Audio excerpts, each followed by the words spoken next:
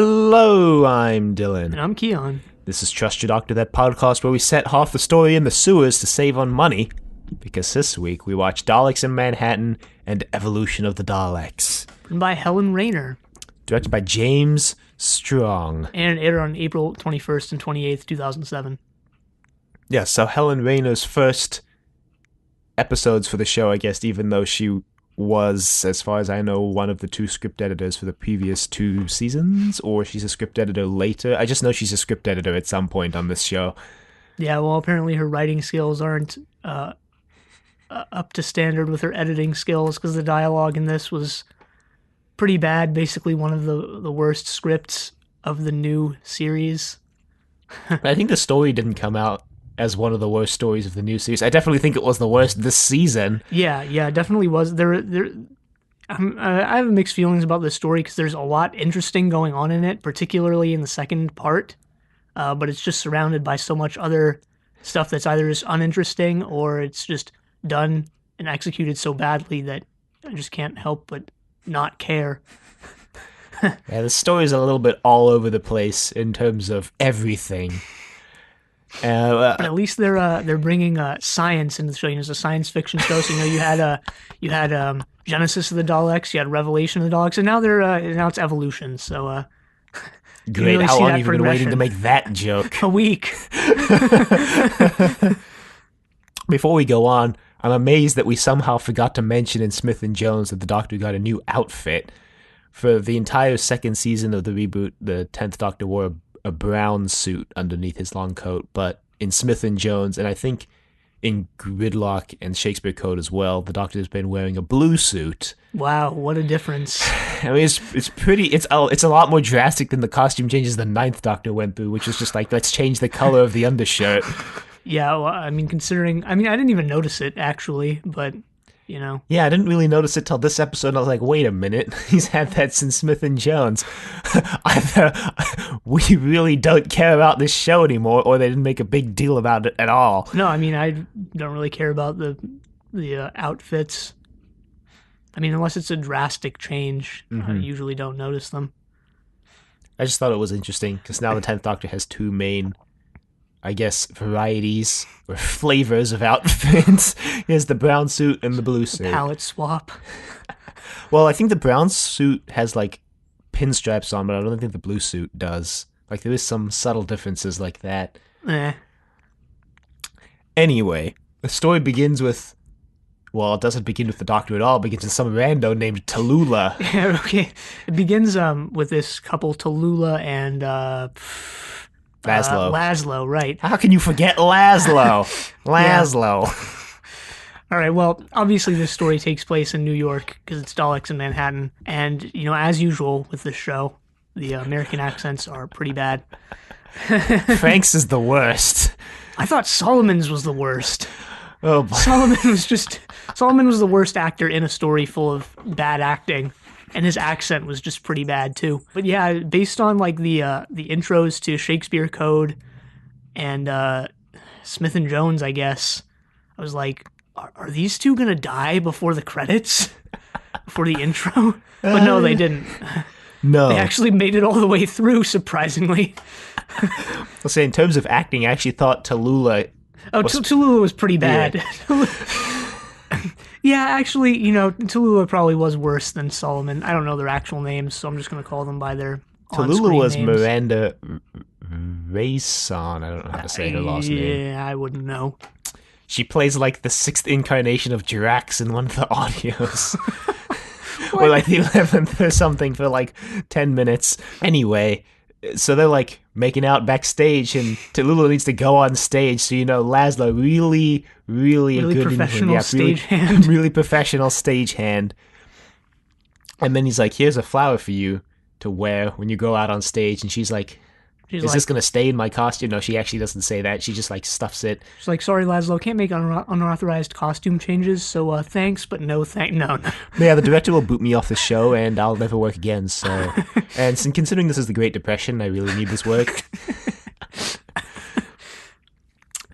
Yeah, she goes out on stage, and Laszlo, apparently, once everyone goes on stage, the backstage area is just completely empty, which is completely inaccurate, by the way, but we'll look over that for this story. I mean, I kind of like this because all of a sudden it was just so creepy. He like goes out and he's just there alone, and it's like, what's going on? And you hear the squeals of a pig nearby, and you see a shadowy figure running around. Yeah, so Laszlo makes his way into the prop room? Some room that they store things in, I guess. And he's assaulted by an unseen figure, person, thing. And then the credits Spoiler, it's a pig start. human.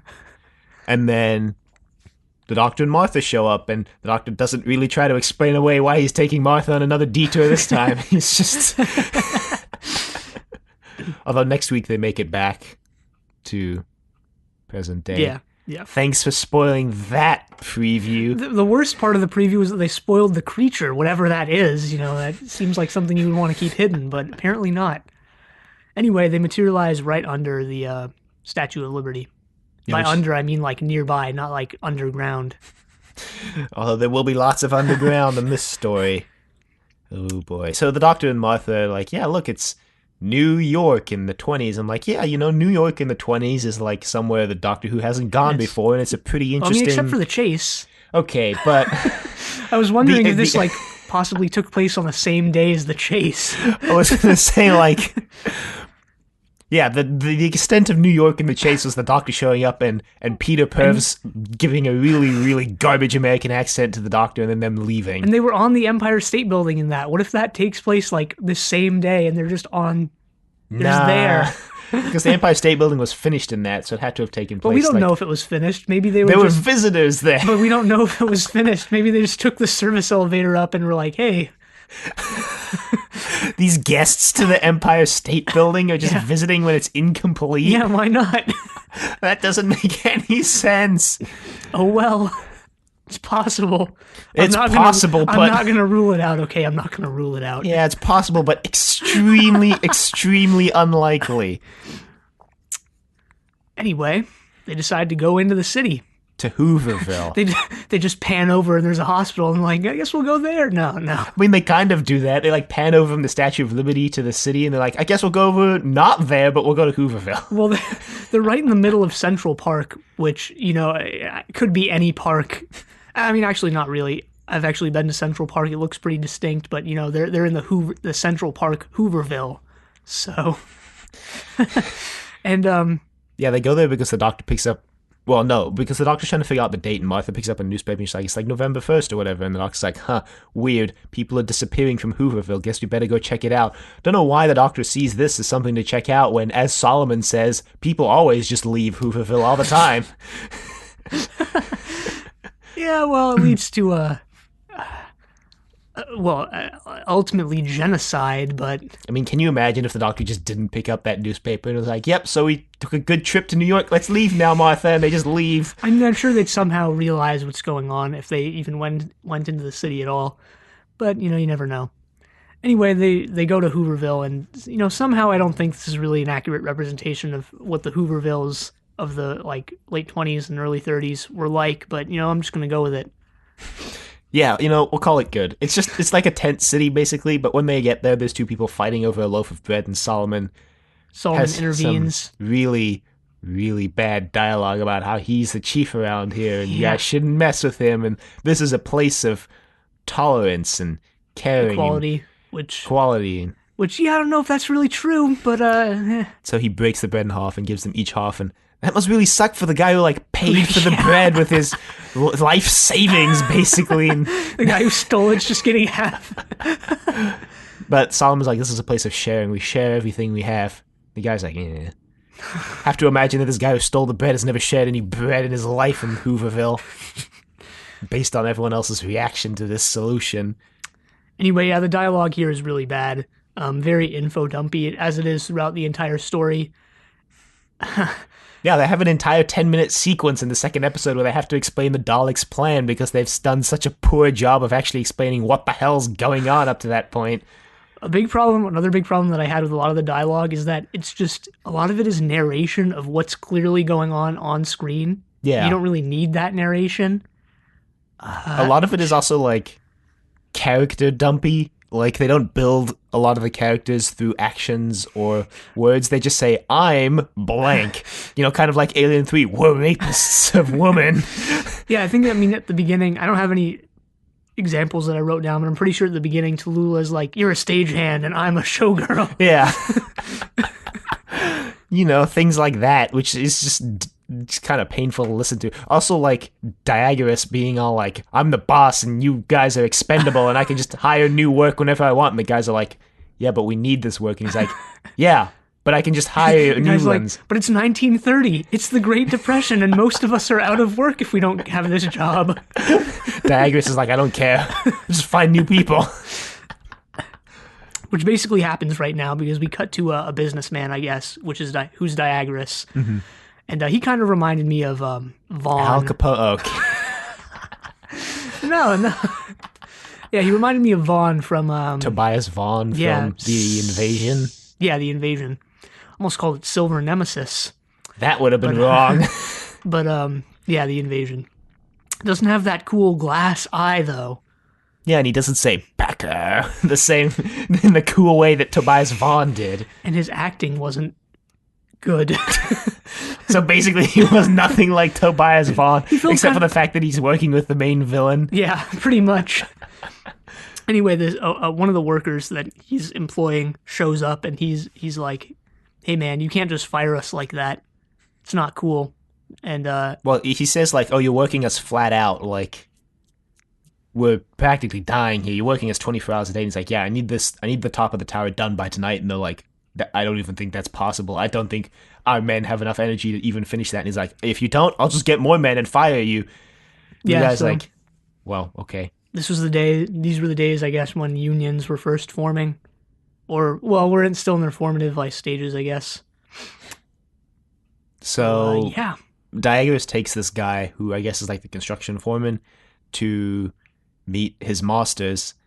And yeah, because Diagoras keeps name dropping the masters, and the guy's like, well, if your masters is so important, or he's just like, why are your masters so important? We don't even know who your masters are. We don't even really know who we're working for. And it's Anthony Ain't. No. I wish. No, there's a pretty cool shot here where like the elevator door kind of looks like a Dalek eye stalk, and it opens, and the Dalek eye is like right in line with the eye stalk on the door, which I thought was like pretty cool. Wow, deep. It's not really deep or anything. It's just cool. Yeah. And yeah, so the elevator opens. There's a Dalek inside, and it's flanked by two pig slaves, I guess was what they call them. Yeah, and they're like, yeah, so we're gonna take you downstairs now. And he's like, what? You're an alien. And he's like, yeah, we're aliens. Meanwhile, in Hooverville, the Solomon has this great dialogue. There's like, tell me, you're a doctor. You're a learned man. How come they have money to build the Empire State Building, but down here we have people starving in the middle of New York? And I was like, great dialogue. Yeah, another big problem I had with the dialogue in this, one of many, I guess, was how it doesn't really incorporate a lot of the ideas and realistic themes of the story into the story itself. It's just like in the dialogue. Mm-hmm. I don't know how else to explain it other than that. But it just doesn't. Even if they took this, like for example, this line, even if they took it out, I think that idea would be carried by the story rather than just like pointing it out and having some really stilted and just terrible sounding dialogue in the process. I don't know if that makes sense. I don't know if what I'm trying to say is getting across, but yeah, that's what I think. Mm-hmm. Yeah, a lot of the dialogue in this story reminded me of some of the classic stories where they have like a message and then they just beat you over the head with it instead of letting the story like demonstrate the message to you. Like, yeah, which I think this story could definitely have done without all the awkward, lines of dialogue where they just mention it. Mm-hmm. There's like a couple lines in the second episode that I thought were like really stilted and awkward because they were, I guess Helen Raynor was like really trying to get her point across. She wasn't sure if it gotten across yet, so she had the characters just start spelling it out for you, and I'm like... Anyway, back to the Empire State Building. Here's a fun fact for you. It actually was built in 13 and a half months. It was like one of the quickest construction jobs ever made. It was like really impressive how quickly they built the Empire State Building. And I guess the explanation provided in this story is that the Daleks were really desperate to get struck by lightning during this one storm. So, but in real life, they had like a really well-planned construction crew, and they worked basically day and night and built it in 13 and a half months. So, kind of cool, I guess. Now it takes like 3 years to build a building like half the size. I mean, probably also a good thing considering we have a lot more workers' rights now, so, And a lot more safety regulations that go into building buildings. Yeah. Anyway, the Doctor's like, well, I don't really know the answer to that, Solomon, so I'm sorry. And then Diagoras shows up. It's like, I'm looking for men who want to work. And Solomon's like, what's the pay? And the guy's like, $1 a day. There's uproar about that because it's not enough. And but you know, it doesn't really matter because people are always willing to volunteer for the work anyway. So you know, people who don't are just out of luck. Yeah, well, the first person to volunteer is the Doctor. Yeah. And then Martha, who's like, I'm going to kill you for this. And then a couple other... And then Frank and Solomon. Frank and Solomon. Frank is played by Andrew Garfield, who plays Spider-Man in the Amazing Spider-Man movies. Every time I saw him on screen, I was like, hey, that's Spider-Man. I haven't even watched those movies. So, I mean, I guess he can do a passable American accent now. I mean, his accent in the story wasn't great, but... Yeah, he's doing like a Tennessee accent or like a deep South accent. Yeah. It's just like kind of out of place because the story's in New York. Well, he said he'd been kicked out of his house and he'd come to New York looking for work. Yeah. Like his dad died and his mom didn't have enough to feed him. That's this character they gave him. Doesn't really come into play any time other than right now, which is when they go into the sewers. Yeah, so they go into the sewers and they info dump that stuff about whatever his name was. Can't even remember. Solomon? Diagoras? No, the kid. Oh, Laszlo? No, the kid. The kid? Yeah, Spider-Man. Andrew Garfield. Frank? Yeah, Frank. Oh, okay. Yeah, I was trying to think of his name. That was his backstory, that he was from Tennessee or whatever. They just info dump it right now. Great. And it never comes into play. Anyway, they wander through the sewers because Diagoras has told them they need to fix a blocked passage or a caved-in passage or something. He's like, just go that way for a mile, you'll find it. And they're like, so when do we get our money? And he's like, when you come back up. And they're like, what if we don't come back up? And he's like, well, then I don't have anyone to pay. Kind of wonder why the Daleks and Diagoras changed up their tactic here, since it's implied that they've been literally kidnapping people from Hooverville before this, and now, well, I don't really know what they're doing here. I mean, maybe this is how they did it. Maybe this is, No, because Solomon says, like, oh yeah, these people going missing are different. Like, people will, like, walk off some days just when they think they're doing better. But this is, like, we hear noises in the night, and then we wake up, and the people, and all their stuff is still there, but the people are just gone. He explicitly explains it as like it happens at night that they actually get kidnapped from their tents. Maybe they're being forced to work in the sewers. Maybe they kidnap them and be like, hey, walk that way for a mile. I don't know. But anyway, that's what they do. They walk for a mile or half a mile or whatever, and they're like, hey, we're not seeing anything out of place. What's up with this? Then they find a pig, dude. Well, they find a jellyfish-looking thing first. Oh, yeah. The doctor's like, hey, what's this? And I was like, maybe it's a callhead. Yeah, which I guess it kind of is. The doctor shoves it in his pocket. Yeah, it looks really disgusting and gross and slimy. Yeah. Gonna take months to get that slime out of your pocket. Looks like one of those Portuguese man-o'-wars. Oh, yeah, except I guess you don't die when you touch it. Would you die if you touched a man-of-war even if it was dead? Is that... I don't know. Probably. Okay. I mean, I'm not going to chance it. Not that I have the opportunity to touch them frequently, but, you know, if I ever do get the opportunity to touch one, I'm not going to do it. Okay. What if you have gloves on? Maybe. I mean, I don't know. Okay. With my bare hands, yeah, I won't touch it. No, don't want to die by a man-o'-war. I mean, you had a pretty cool obituary if you phrased it like that, though. This week, Keanu's killed by a Portuguese man-o'-war. The boat, not the jellyfish. Anyway, they find a pig dude, and the doctor's like, hey, what's wrong? And Martha's like, doctor, there's like 100 more pig men following you. And he's like, okay, never mind. We're just going to run now. Yeah, the doctor says he can help the pig guy who's slouched over in a corner. So they run away, and they end up making it to a manhole cover that the doctor opens with a sonic screwdriver. The first of many appearances of the screwdriver in this story. Yeah, I mean, I also hate how, again, they fake out how it's going to be written out because the doctor drops it later on, but then Martha finds it. So that kind of sucked. So they go up, and Tallulah's got a gun on them, and she's like, "What have you guys done with Laszlo?" Oops. Yeah, see, the characters are just so unmemorable that you just can't help but forget their names. And so then they kind of explain to her that they don't know who Laszlo is. They were just stuck in the sewers with pig people. Oh, yeah, they lose Frank. Frank gets captured by the pigs. Yep. Solomon thinks he's dead.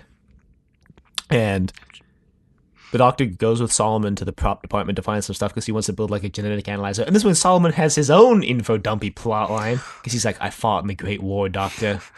And I let go of Frank because I was a coward.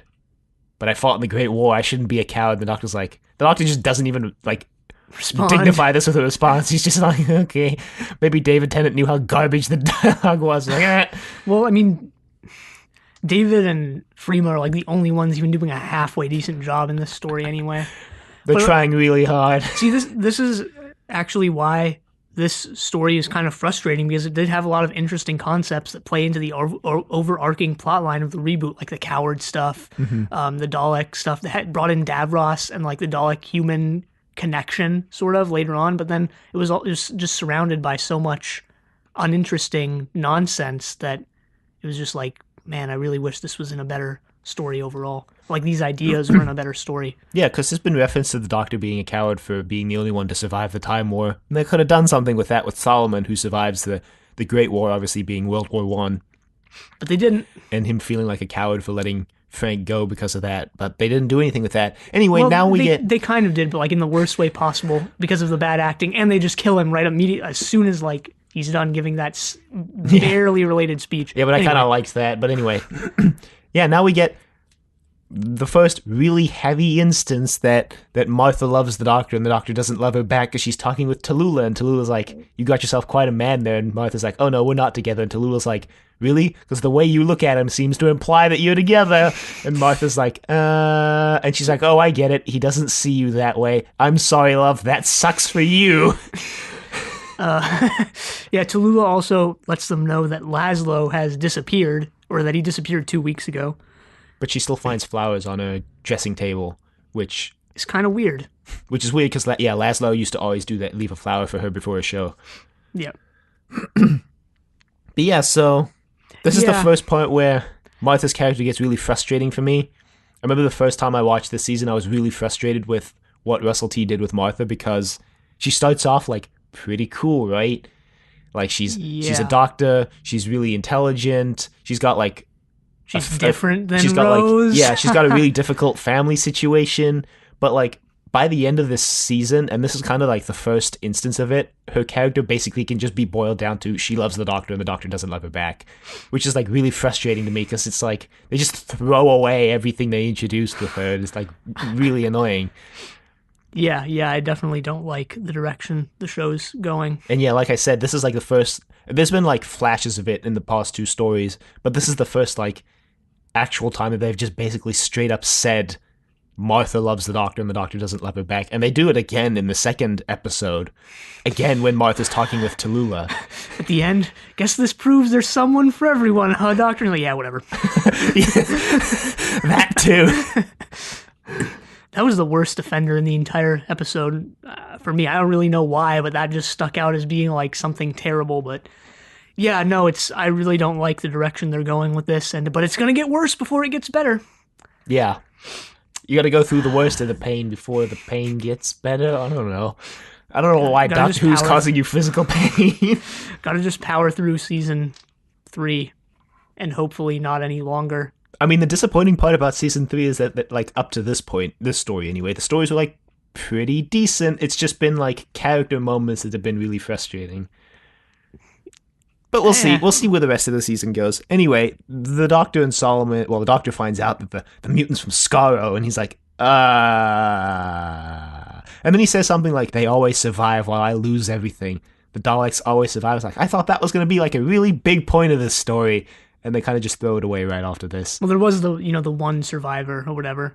Yeah, they do bring it up right at the end. The Doctor says the last one, the last of his race. Somehow I have a hard time believing this is the last Dalek since, ever since the Daleks, there's been like that last Dalek moment And it's never been the last one. Well, sometimes it actually has been the last one, and they just recreate the entire species, but most of the time it hasn't been the last one. I mean, this could be the last one. He recreates the entire species again. I'm getting kind of annoyed that Daleks show up every season now, and they're just every appearance is getting more underwhelming, like it did in the classic series. Yeah, it's the classic series all over again, and I think that's why they stopped bringing them up every season. There's been like a rumor, obviously heavily unconfirmed, and you should take this with a huge grain of salt, but there's been a rumor floating around in, I guess, the fandom for a couple years now that part of the deal to get the Daleks into the reboot was that they had to appear in some way in every season, or otherwise the BBC would lose the rights to use them and they would revert back to the Terry Nation estate. Obviously, it's just a rumor, but looking at all the stories between Series 1 and 11, yeah, the Daleks appear once a season, so... I believe that, based on, I guess, what little information I have with it, but you also have to remember, like, the Daleks are the most popular Doctor Who villain. Yeah, that's also the thing, like... If they didn't use them, they would be making like a huge merchandising and business mistake. I mean, yeah, it's frustrating from a creative standpoint, I guess, but like the BBC, even though it's publicly funded, still has to make money somehow to keep itself afloat. So, and I mean, even if that rumor was confirmed to be wrong, to be false, it still wouldn't surprise me. It's them bringing the Daleks, them having the Daleks in every season wouldn't surprise me at all. Yeah. It's just kind of annoying because, like we said, it's becoming like the classic series where every successive Dalek story gets less interesting than the previous one. Well, maybe the reboot will have its Genesis of the Daleks moment where it's just, the best Dalek story, however many Dalek stories in. That's fair. I'm trying to think of the Dalek stories, but I guess we'll see when we get there. So the Doctor goes... Okay, wait. Before the Doctor goes anywhere, Martha makes quite possibly the dumbest decision in this entire story. What? In my opinion. I don't even know what you're talking about. Because she sees a pig man across the stage while Tallulah is performing. And instead of doing what any reasonable person would do, which is take 5 steps to her right and then walk behind the mid-curtain to the other side of the stage. Yeah, this isn't a big theater, by the way. This is like a small-time theater that Tallulah is working in. We just want to mention that. So it's not like she has to even go far. Yeah. She could just walk to her right, go behind the curtain to the other side of the stage, and the pig man wouldn't even know she's coming. But instead, pause for dramatic effect, she decides to walk across the stage while they're performing, trying to hide herself behind the performers on stage. Completely failing, by the way. She completely just disrupts the entire performance. Yeah, she like steps on one of them. I mean, people are watching this performance because it's the Great Depression and they want to just forget about their troubles. She completely ruins that for everyone, too. Yeah, these people paid good money for this performance, too. Like, do you think any of the actresses are getting paid for this performance tonight? Like, they're probably going to refund everybody, first of all. So everybody's going to be really pissed if this performance just gets derailed because then they look over and see the pigman and scream and run off the stage. Yeah, so, good job, Martha. Just really good job. But she chases the pig man into the sewers and then gets kidnapped by the pig man herself. So just to add, just like the cherry on top, the cherry on top of that whole bad decision Sunday was that she gets captured by the pig man because of that. She'd gone behind the curtain. The pig man, it's Laszlo, wouldn't have seen her at all. Spoiler. She wouldn't have had to chase him into the sewers. It would have been great, but anyway. Yeah, and we kind of see that it's Laszlo, or you at least see that he's not as pig-like as the other pig men / pig slaves. They're called pig slaves, I think. Yeah, have been. So the doctor goes to Tallulah and she's like, "Oh yeah, Martha went into the sewers chasing like a pig man." She's like, "Ah." So the doctor goes down there. Solomon goes back to Hooverville and basically gives this rousing speech about how they should fight now, but he doesn't tell them who they should fight. He just says we should. All right, no. The first immediately noticeable questionable thing about this scene was the rain. It's like a heavy downpour, but it's just so badly achieved, and you can basically tell it just inches off camera. There are just buckets dumping water on everyone, or Well, the thing about the rain to me was that it didn't even look like it was raining on the group of people. It looked like the rain was just like superimposed on the background, and they were just hoping that you would assume it was raining on the group of people. Second thing about the rain, they have like a bonfire going in the middle of a group of people that's just not reacting to the rain at all. I mean, it doesn't have to go out in the rain, but you would expect there'd be like some simmers or some steam coming off from raindrops that hit the fire. And yeah, I mean, if the fire's big enough and the rain's light enough, it won't go out. But the rain seemed pretty heavy. So yeah. He gives a speech about how they should take up arms, but he doesn't say who they should take up arms against. And everyone's just like, yeah, yeah. He says that, he'd been a coward, and it's time to return to the gung-ho spirit of the Great War, or something like that. I don't know. Everyone's just like, yeah. It's also the fact that, like, both world wars weren't fought on American soil, so, like, bringing the violence to American soil is probably not a great idea. Yeah, well. I mean, especially when your speech seems like you're about to engage in domestic terrorism. Yeah, he really makes it out like they're just going to storm the streets of Manhattan and purge everybody, basically just gun down all the rich people. Okay, I mean, we're making fun of this, and I think it is justifiable to make fun of this based on how it's achieved in the story itself. But, like, you can kind of see, like, they're extremely poor, they have nothing to lose, and there's this symbol of wealth they can just see wherever they go. And it's kind of frustrating. I mean, I'm not justifying taking up arms and committing violent acts because of that, but I can murder. Yeah, no, I can see understand where they're coming from. Yeah. They obviously want change, and that's reasonable, I think, because they've basically been beaten down by society. The society is stepping all over them to get higher up, and they're suffering because of it. I mean, like you said, taking up arms, maybe not necessarily the best way to go about achieving their goals, but, I mean, sometimes, I don't know.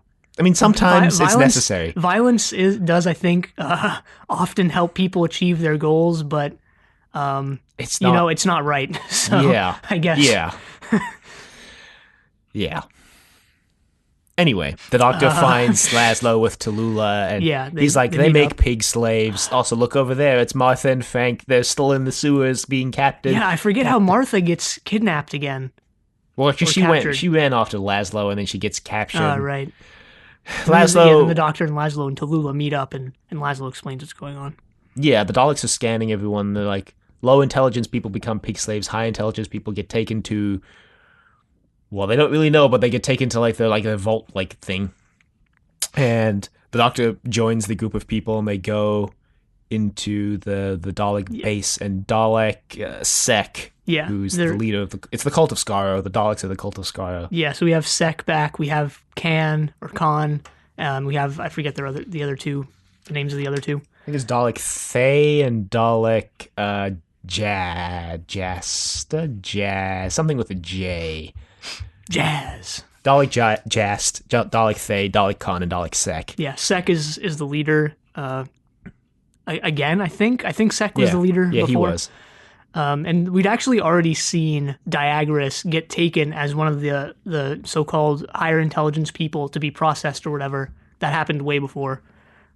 They're like, we're going to reward you. Yeah, and then Laszlo brings that up again right now. So Diagoras gets like absorbed into the Dalek Sek's Dalek casing. Sek opens up his casing, and we see the Khaled inside. But unlike the original Khaled design, this one has sort of its tentacles are really long, and it has sort of an extended part of its body that sort of fills up the entire casing. You can just explain that away as they're the Cult of Skaro, because the Khaled we saw in Dalek was pretty similar to the ones in the classic series. Yeah, it was. But yeah, this is the Cult of Skaro that escaped at the end of Doomsday. So yeah, with that emergency temporal shift. So they all arrive, and then Dalek Sek's casing open. Well, Dalek Sek is smoking, and they're like, we got to cancel the experiment. He's like, no, inject me with the stuff now. So they do, and then Dalek Sek emerges from the casing. He's like, I am a human Dalek.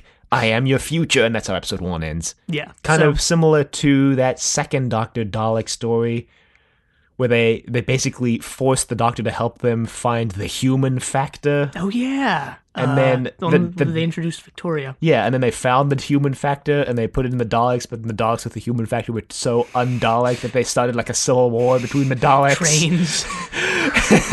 And during that civil war, the Doctor saw his opportunity to escape. Yeah, I forget what that one was called. It wasn't Evil Power. of the Daleks? Might have been Evil. I think it was Evil of the Daleks. Because the two second Doctor's Dalek stories were Power and Evil, right? So I think it was Evil. Yeah. Anyway, I guess we can explain the Dalek human design. Looks pretty cool.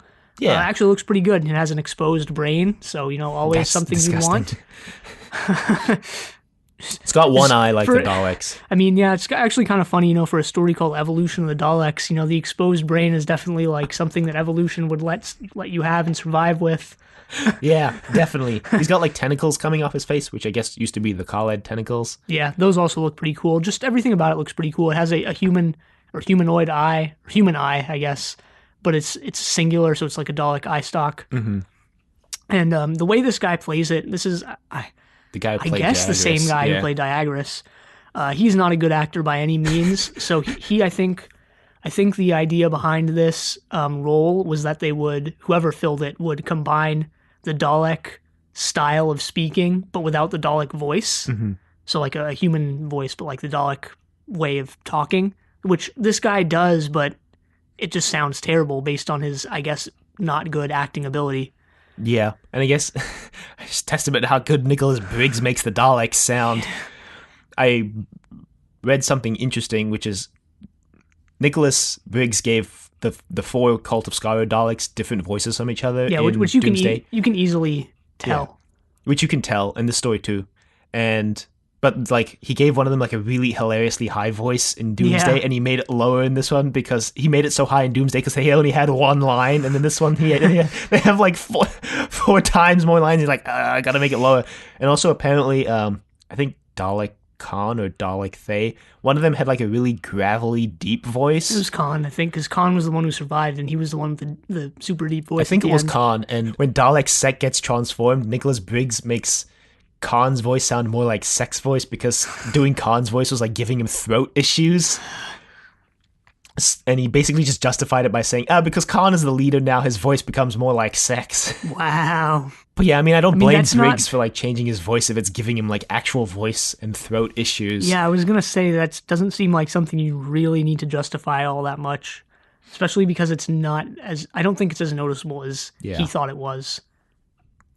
Anyway, so yeah, the Doctor basically distracts the Daleks by using a sonic screwdriver on a nearby radio to create a really high-pitched noise, which Yeah, well, first drives the Daleks insane. First, he willingly reveals himself because he's in hiding, and there's some banter between him and the Daleks.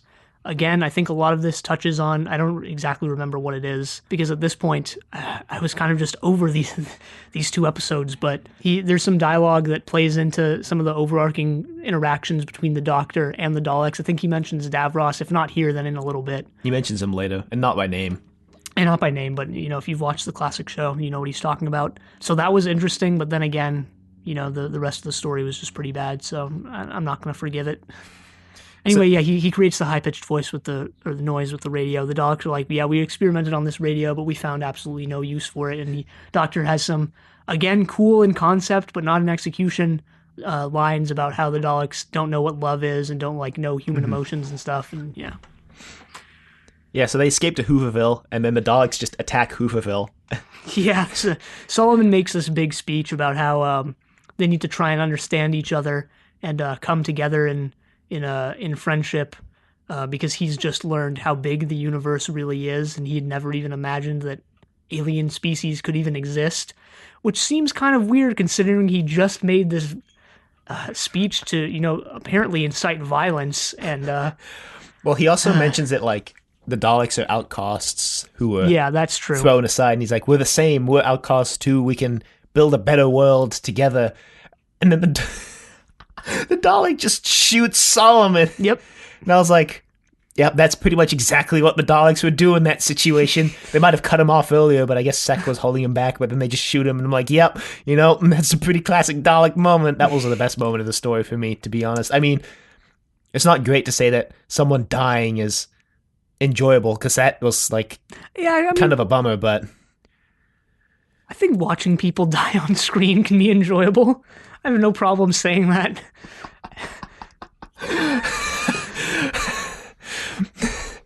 that audio clip is going to resurface 10 years from now. But then the Doctor's like, okay, I guess it's my turn. You guys should just kill me. I know you guys are just here for me. Just kill me now and let these people go. He keeps screaming, "Do it!" And the Daleks are like, okay. Partly thanks to this podcast and I guess Triple Play. Now every time someone says "do it," I just think of do it. Yeah.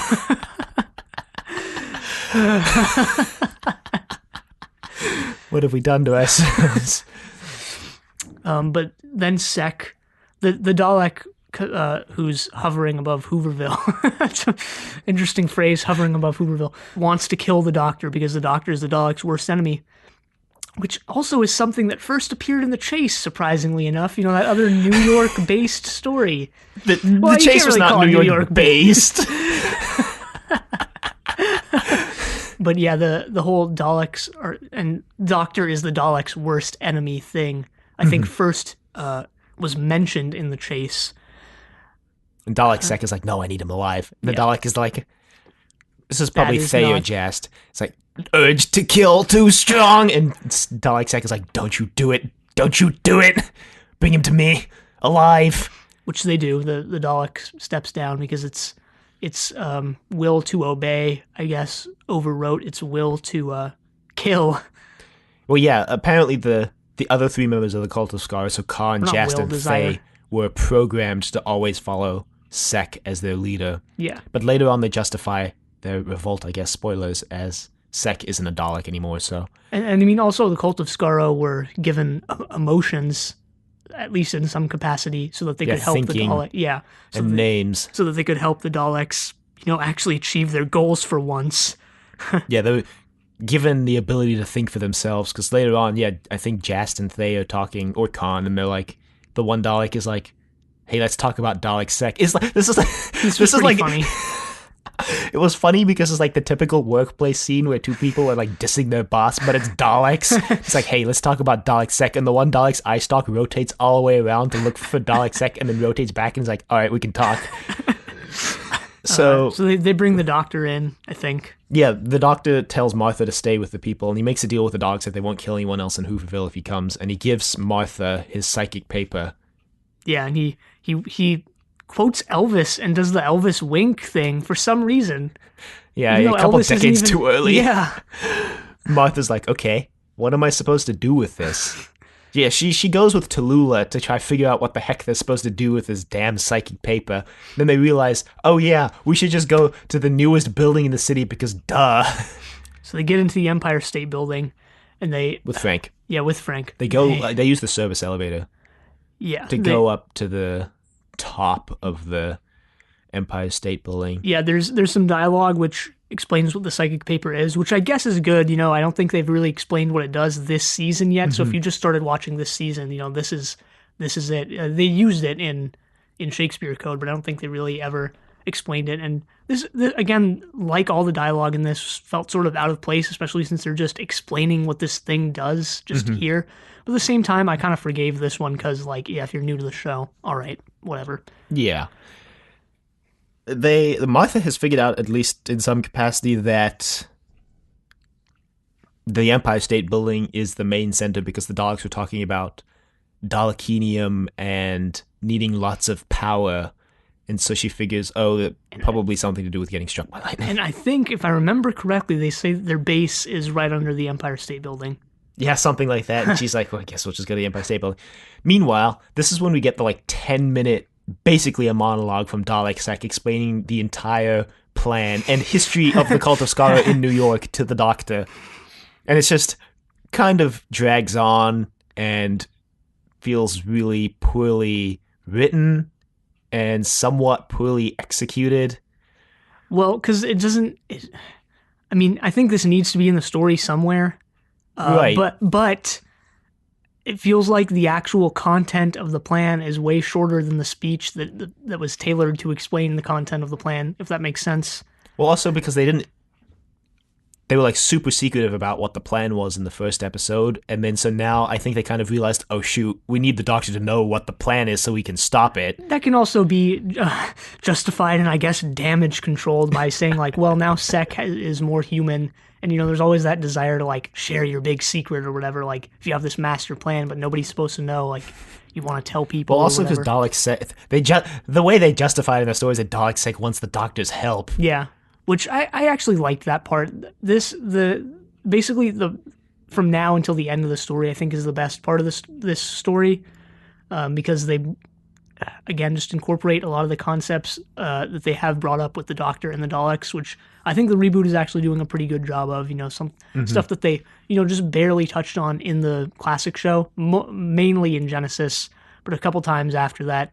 Never really went too far into the relationship between the Doctor and the Daleks, and like human nature, yet they are here, so that's kind of cool. Again, doesn't really save this story. They're trying to really add some new aspects to the Daleks, I guess. They are still keeping that whole Nazi-inspired thing, considering the plan is called the final. What did they call it? I don't remember. They called it the final experiment, I think. Very reminiscent of Hitler's final solution, but anyway. Dalek Sec is like, yeah, so basically we're going to use the gamma ray radiation from the massive solar flare to power up these genetic rewriting machines. We're going to rewrite all these humans we've collected as human Daleks like me, and then, well, I don't know. And the Doctor's like, well, there's no space for two species on Earth, and Dalek's like, so you couldn't just take us to another planet, we'll figure it out. And Doctor's like, okay. Doctor seems to just go along with this. Doctor seems to just blindly trust Dalek Sec for some reason. He's like, okay, I'll help you. Well, there's no room for two like intelligent species on Earth thing. Doesn't even seem like something the Doctor would say, but I guess he does. Yeah. Maybe that's just a 10th Doctor. Because like in moment. the Silurians, he was always like, we can make it work. But I guess he just wanted the Daleks on Earth. I don't know. Then again, like, we, as in like Homo sapiens, killed off like Cro-Magnons or whatever. So, history's not exactly on our side with this one. Eventually, the other Daleks stage a revolt, and they're like, yep, so... They also reveal that they tried to generate new Dalek embryos. Sorry, Neanderthals, not Cro-Magnons. Yeah, close enough. Not really, but anyway. They reveal that they tried to make new Dalek embryos from human flesh, but the flesh was too weak. Doctor's like, yep, found one of those in the sewers. But yeah, the Daleks stage a revolt, and the Doctor and Frank escape in the elevator, and they go to the top floor where Martha, Tallulah, and Frank, not Frank, are trying to basically figure out how they're going to stop the Daleks, because they figured out that there's Dalekinium attached to the radio antenna, I guess. Yeah. With a lightning rod. And it looks like the Dalek, I don't even know what you call them. Balls. Yeah. I guess. Yeah, we saw these plates earlier. Hemispheres, the Dalek hemispheres. We saw these plates earlier when Diagorus was telling some men to attach it to the top. This scene was kind of funny because the guys are like, yeah, Empire State, but we built this really quick. It looks great. We're going to be done right on schedule. And Diagorus is like, yeah, they're all patting themselves on the back, and Diagorus is like, I need it done tonight. And they're like, what? No, that's never going to happen. Yeah, anyway, there was another scene with them where they're like, there's a storm coming. We can't be up here while the storm hits because we're going to like fall off the building and die. Also, they make it out like the plates are really heavy when they pick them up, but they look really light. So the first guy looks like he's struggling with it, but he picks it up really quickly. Anyway, the Doctor goes up to the top and uses the sonic screwdriver to unbolt the plates. Yep. Ian examines the Doctor unbolts the plates. I mean, a lot of the dialogue in this felt like reconstruction, text at the bottom of the screen. It really did, now that you bring it up. But, just to go back to the part where the Daleks dumped the experiment or whatever for a moment, I kind of liked this because, I don't know, it just reminded me of, I guess how the people in Hooverville felt, like used for, just paid extremely little for their labor and then just thrown back out when there was no more use for them. Kind of like how the Daleks just threw their experiment in the sewer to survive or not. And, surprise, it didn't survive. Surprise. Martha comes up with this plan to kill these pig people coming up the elevator. The pigmen are coming up the elevator to get them. And Martha's like, wait a minute, if there's going to be a lightning strike, we can reroute that strike and shock all the pigmen to death. Which she does. So she's on the kill count now. Well, wasn't she on the kill count in Smith and Jones? Oh, yeah. She killed a slab with the Doctor. Yeah. But she feels really torn up about this. Right after she kills them, she's like, those used to be people just like you and me, and I just killed them. It's like, you could have thought about that before. Before killing them? Yeah. But then again, they were coming to kill them, so I don't know. It's Yeah. self-defense? The Doctor is only able to get one plate off before the lightning hits, so he just hugs the lightning rod and gets Hopes zapped. for the best. Yeah. He kind of just prays. The part with the solar flare was kind of dumb, actually. It's just they just mentioned this solar flare out of Yeah, nowhere. and also a but- solar flare wouldn't cause a lightning strike, but whatever. Eh. That's not how solar flares work. The Doctor drops the sonic screwdriver, which is why he's not able to get more plates off. But Martha finds it when she comes up to find the Doctor. And she's like, I found this. And he's like, it's so much pain. Lightning hurts. So they realize that the Daleks have awoken. Because the Daleks that revolted basically replaced the Dalek human genome with pure Dalek. So the humans are pure Dalek now. And they've imprisoned Sek, and by imprisoned I mean they've just chained him up. The Doctor looks for a place to have a showdown against the Daleks. He's like, wide open space, lots of space. And I'm like, gonna go to Hooverville, right? The theater! What? Yeah, we see the Dalek human hybrids awaken and, acting pretty bad all around here as well. These people only really had one line and really one emotion and one character to play, but, they still managed to mess it up somehow. So, congrats. Pretty much. The Doctor summons the Daleks with a sonic screwdriver, and they all the two Daleks show up. Dalek Khan's been hooked up to the battle computer to control the Dalek humans, and the Doctor gets up on the chair. He's like, he does the shoot me, kill me again. But Dalek Thay or Jast tries to shoot him, and Dalek Sek jumps in front of the bolt and takes the blaster bolt for the Doctor and dies. Dalek Seg basically also has some dialogue that indicates that the Daleks will never win because they've lost sight of their emotions. Jast and Thay are like, that's not true, we always survive. And Sek is kind of like, yeah, you always survive, but you never win. Yeah, I don't know if we mentioned it, but Sek wanted the Doctor's help to restart the Daleks as sort of a new hybrid species on another planet. I don't know if we mentioned that. Yeah, we mentioned that he wanted the Doctor's help rewriting the genetic code to take the Dalek humans away, but we didn't mention that Dalek Sek wanted the Doctor to use himself as the genetic baseline, I guess. But that doesn't matter now because Sek is dead. And then the Doctor tells him to break in the new Daleks. Pretty cool attention to detail, though, I thought, when Sek died, because it has that Dalek beam effect where you see their skeleton for a second, and since Sek only has one eye, you only see one eye socket in the middle of the skull. So I thought that was just pretty cool. They actually paid attention to that. Someone was actually doing their job in the special effects department. The Doctor tells him to break in the new hybrids and have them kill him, and the Daleks order them to kill him, and they don't. The Doctor's like, yep, well, turns out some Time Lord DNA got mixed in there a little bit when I was hugging that lightning rod, and the Daleks are like, damn it. So I guess these are actually Dalek human Time Lord hybrids. I guess, but it doesn't really matter. They all turn their guns on the two Daleks, and they end up killing them. Yeah, so Thay and Jast. Yeah, they kill Thay and Jast, and then Khan pushes the kill switch, I guess. Yeah, I guess they built in a kill switch that just kills all of the hybrids. The Doctor's like, damn it, no, why? And he realizes that Khan's still alive because there were 4 Daleks. And he runs into the basement and he sees Dalek Khan. He's like, so, the two of us, the last of our races, what are we going to do? And Dalek Khan's like, emergency temporal shift! And the Doctor's like, God damn it! Then we skipped over all the parts where Laszlo has been in pain and in fever. And is dying. Because the pig men only live for a couple weeks. Turns out making human-pig hybrids isn't sustainable. Who would have guessed?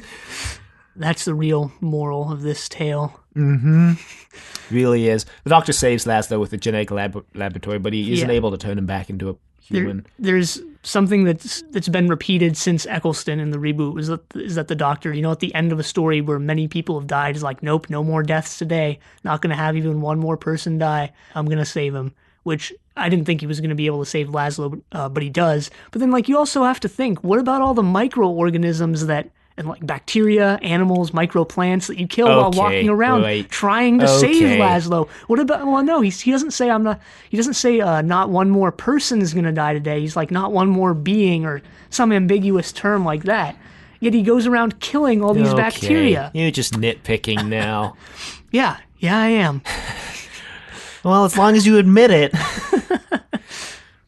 But yeah, just like the doctor's trying to save him, and then it just hard cuts to Frank walking over, like, yep, so I talked to the people, and they're gonna be able to give you a home! Ding, ding, ding, you're a winner! You get a home, you get a home. Everybody gets to stay in Hooverville. Okay, no. Okay. No, it's actually a lot more somber than what we're making it out to be. I think we just want to be done explaining the episode. Laszlo is in a trench coat and a hat that pretty much covers his face because he can't reveal his pig face to everyone. And before what's-her-face, Tallulah is like, nah, Laszlo and me are, if Laszlo makes it out of this alive, Laszlo and me are, pretty much done. I'm not going to associate myself with, a pig-human hybrid. But at the end, she does.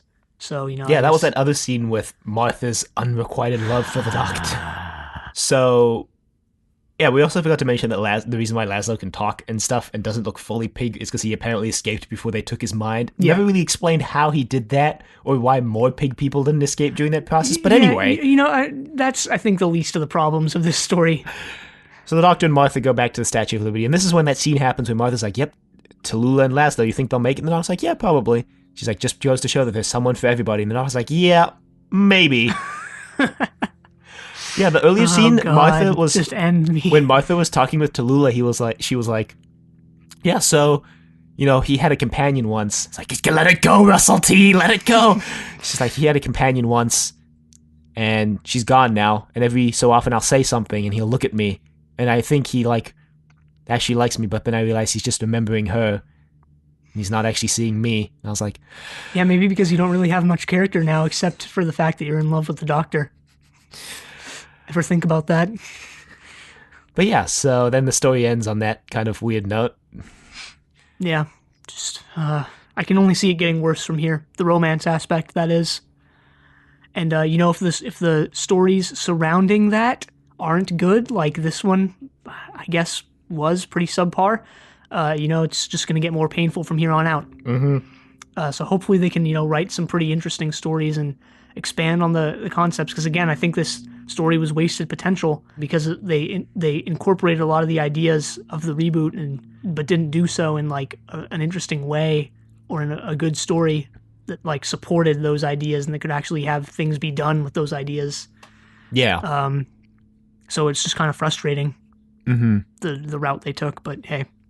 Yeah, the story is like really underwhelming because of that, in my opinion. I mean, at least it's not Fear Her tier of like just completely uninteresting.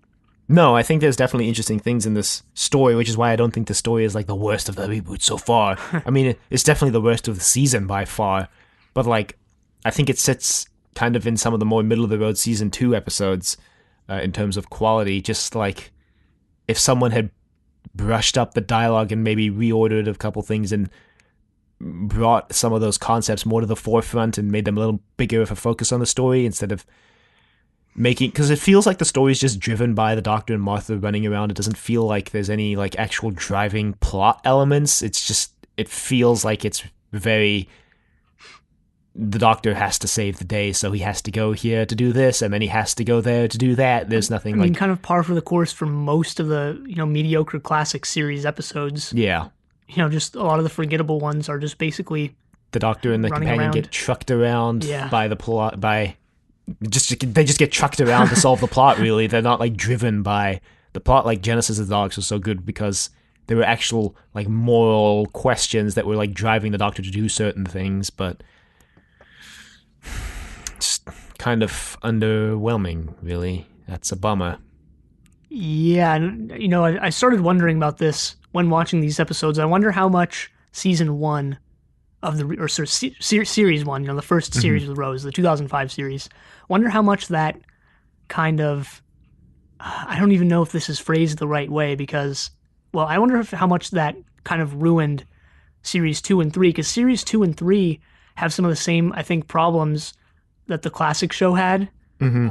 Yet series 1 didn't seem to suffer from, series 1 I think incorporated the good parts of the classic series while also, bringing a lot of the more character-driven and interesting things to the table with characters like Rose, Jackie, and Mickey. In series 1, all those three were pretty great. So I wonder, like, if somehow series 2 and 3 obviously would require huge rewrites to do this, but if those were, the first 2 seasons of the reboot, I wonder how much of a problem we'd be having right now, because they seem more in line with a lot of the stuff that we didn't like about the classic show. Perhaps. I mean, I've said it before, and I'll say it again till the end of the season.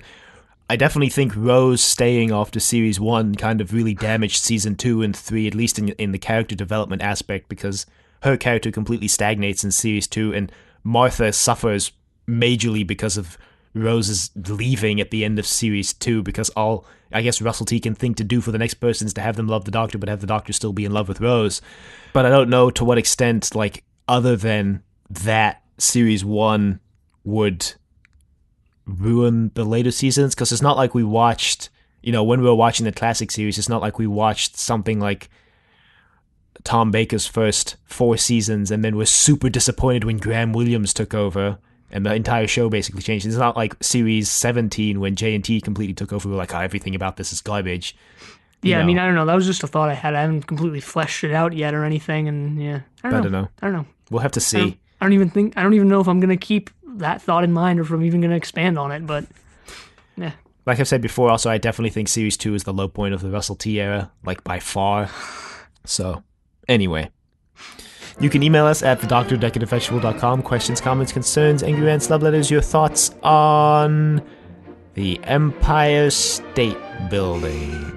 Have you been there? Is it all it's cracked up to be? They use the exact same wide-angle shot of New York about 70 times in this story, because I guess it's the only one they had.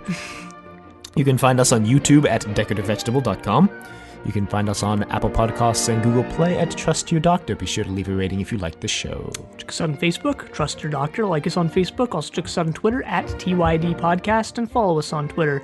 And next time we're watching The Lazarus Experiment. But until then, the end.